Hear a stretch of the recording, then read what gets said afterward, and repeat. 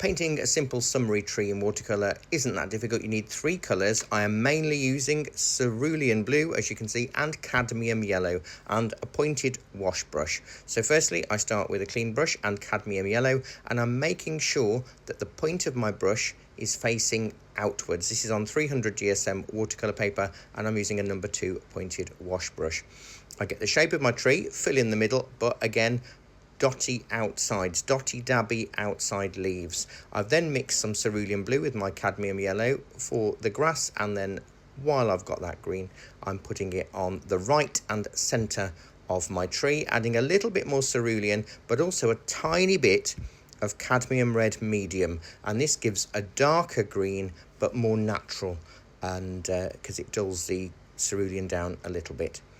Once I've gone there, which is mainly on the righter side, I'm going to increase the amount of that colour so it's a much darker shaded green. If I add more cadmium red to the green, I'll get a brown. I can use that for the tree trunk. If I then increase the cerulean blue, I'll get a purple green grey, which is wonderful for shadows and more on the right hand side of the tree. A clean damp brush will lift out my tree trunk, and there is a really simple summery tree. Why not give it a go? And I'd love to see how you get on.